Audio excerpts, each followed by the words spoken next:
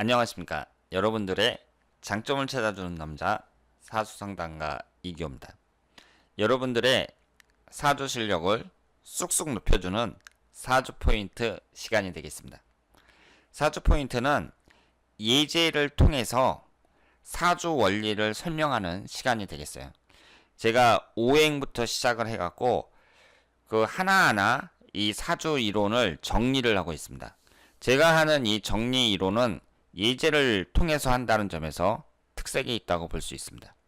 여러분들이 시험을 잘 보기 위해서는 문제를 많이 풀어봐야 되듯이 우리가 사주를 공부하는 궁극적인 목적은 뭐예요? 사람들의 사주를 내가 분석할 수 있는 그런 능력을 갖추기 위함이잖아요.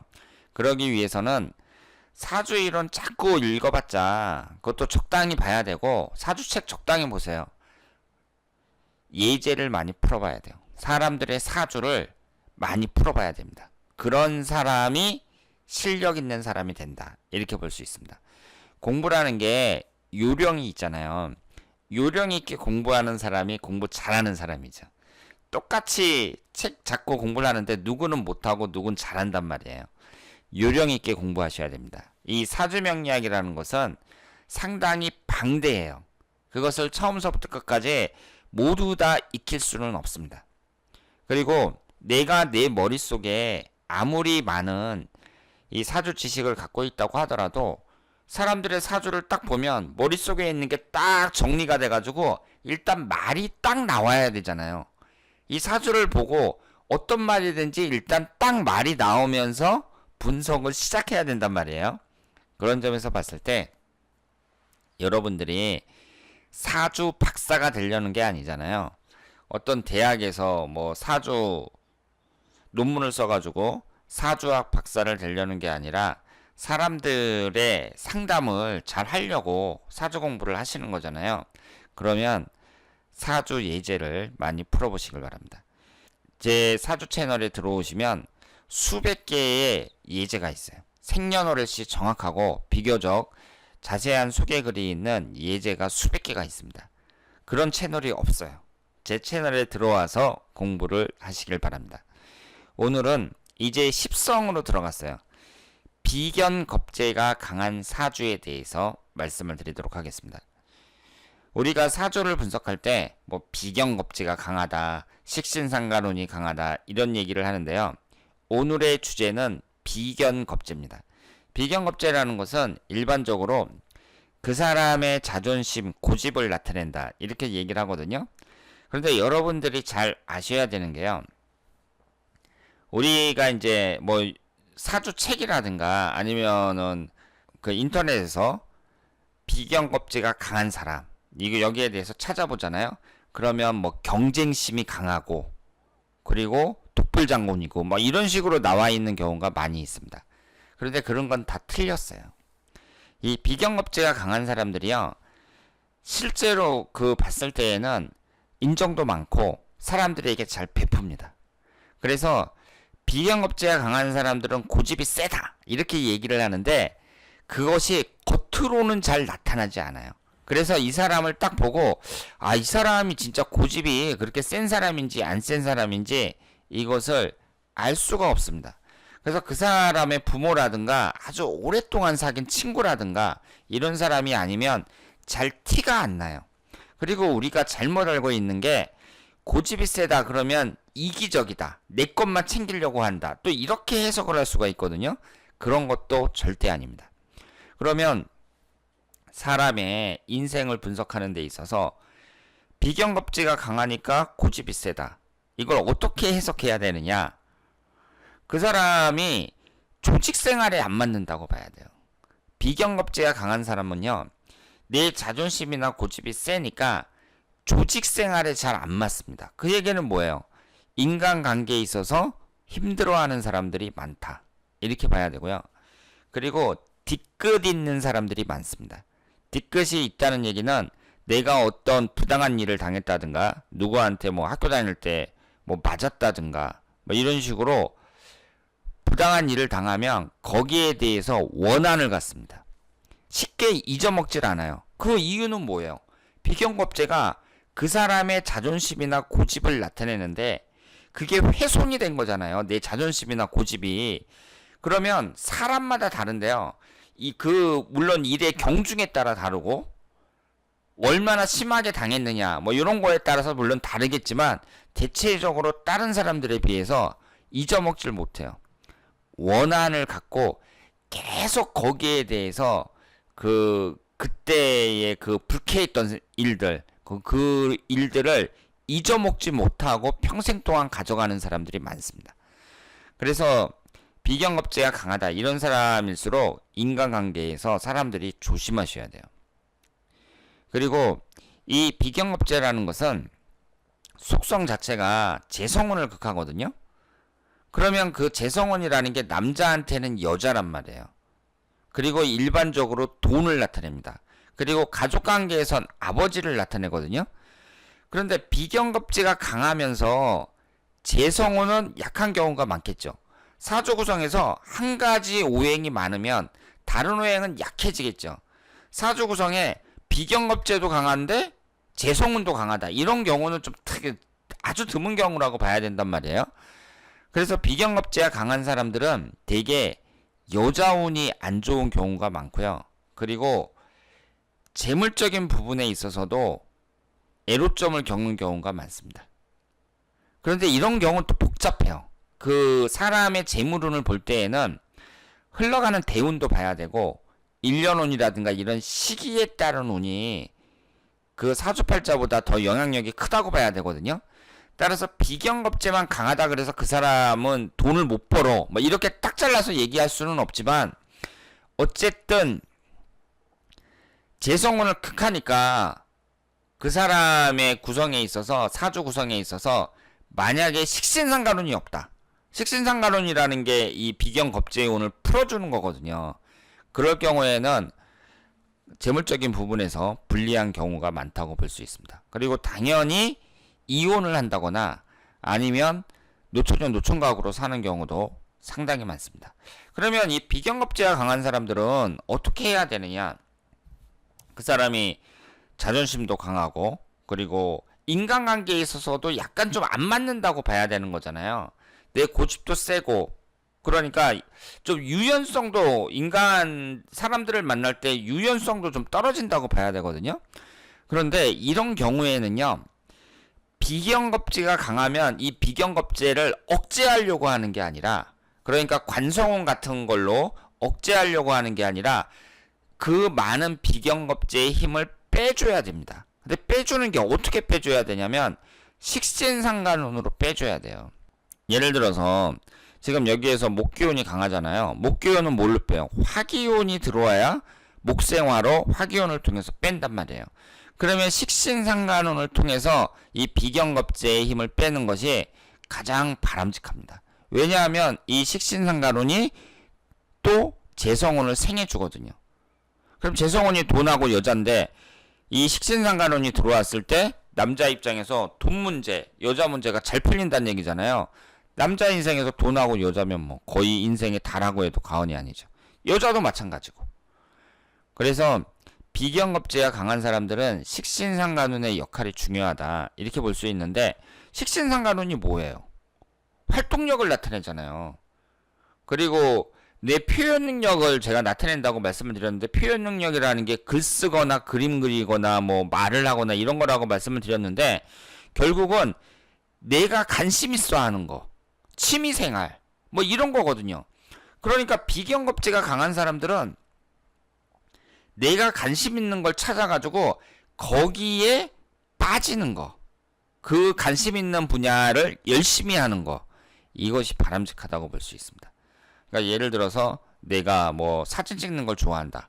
그러면 사진 활동 같은 것을 열심히 한다든가 아니면 여행을 좋아한다. 그럼 여행을 자주 간다든가 이런 식으로 내 취미 생활이라든가 내가 하고 싶은 일을 자주 하고 그리고 식신상간운이 활동력을 나타내니까 게으른 게 아니라 부지런하게 하루하루를 생활해 나가는 거. 이것이 비경겁제 강한 사람들이 그 부족한 점을 해결하는 방법이다. 이렇게 볼 수 있습니다. 그러면 오늘의 예제를 하나씩 보도록 하겠습니다. 이분이 병인년 신묘월 갑인일 무진시 이렇게 되어 있고요. 여자분입니다. 20대 사기업 다니다가 퇴사를 했고요. 공공기관 이직 공부를 시작했다고 합니다. 사기업 다니다가 힘드니까 나도 공무원 돼야겠다. 공사에 들어가야겠다. 이런 생각을 했겠죠. 그래서 관련 자격증을 따고 공기업 인턴 생활까지 했다고 합니다. 그런데 공기업 정규 중에 낙방을 했어요. 그래서 한 번 떨어진 게 아니라 여러 번 떨어졌나 봐요. 그래서 결국은 결혼을 했습니다. 그리고 결혼 생활이 참 힘들었다고 해요. 그리고 아이도 유산을 하고, 그러니까 이분이 힘든 20대를 보냈다고 봐야죠. 지금은 남편과 사이가 좋아졌는데 아이가 잘 안 생기고 공공기관 취직을 위해서 계속 도전을 하는데 잘 안 된다고 합니다. 그래서 이분 같은 경우에 이렇게 비경겁제가 강하단 말이에요. 그럼 비경겁제가 강한 사람들은 제가 말씀을 드렸죠. 조직생활에 안 맞는다고 했어요. 그럼 조직생활이라는 게 뭐 공기업은 조직생활 아닌가요? 공무원은 조직생활 아니에요? 공무원이나 공사도 안 맞는다고 봐야 돼요. 비경겁제 강한 사람들은. 다만 공무원이나 공사는 사기업에 비해서 뭐 승진에 대한 압박감이라든가 아니면 고용 안정이라든가 이런 점에서 유리하잖아요. 그래서 비경겁제 강한 사람들이 공무원이나 공사에 정년퇴직할 때까지 다니는 경우도 많이 있습니다만은 그렇다고 해서 그 사람이 거기에 잘 맞는다고 볼 수는 없어요. 그러면 비경겁제 강한 사람들은 어떻게 해야 되느냐? 전문직, 자기 사업 이쪽으로 나가는 것이 바람직하다고 볼 수 있습니다. 그리고 이 여자분 같은 경우에는 뭐가 없어요? 학문운을 나타내는 수기운이 없습니다. 그럼 제가 말씀을 드렸죠. 학문운이 없는 사람들은 공부를 하더라도 무슨 공무원이나 공사처럼 시간이 오래 걸리는 거 이런 거 하지 말라 그랬어요. 그리고 하더라도 원래 학습 능력이 워낙 뛰어나가지고 뭐 학교 다니면서 그냥 붙어버린다든가 이런 게 아니면 안 된다는 거죠. 그러니까 이분이 실수한 게 뭐냐면 20대에 직장을 다니다가 퇴사를 하고 공기업을 준비했다 그랬는데 공기업을 준비하는 게 아니라 장사를 해야죠. 자기 사업. 그랬으면 더 잘 나갔다. 이렇게 볼 수 있습니다.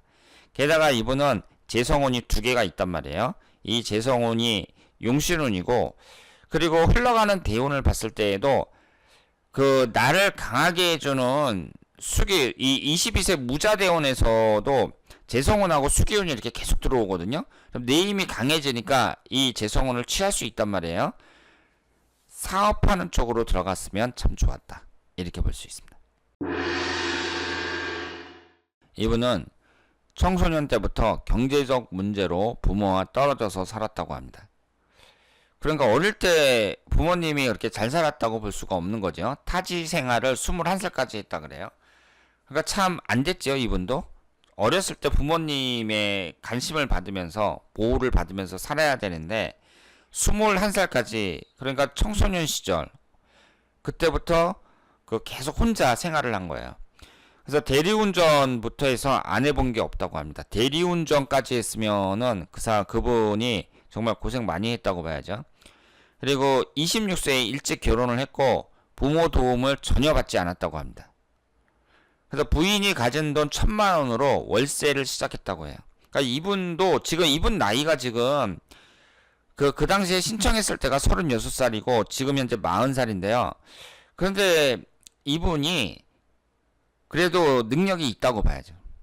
부모는 하나도 안 도와주고 돈도 한 푼도 없는데 그 결혼을 했다. 이것이 요즘에 쉽지가 않습니다. 그리고 부인이 가진 돈 1,000만 원 갖고 월세를 시작했다고 해요.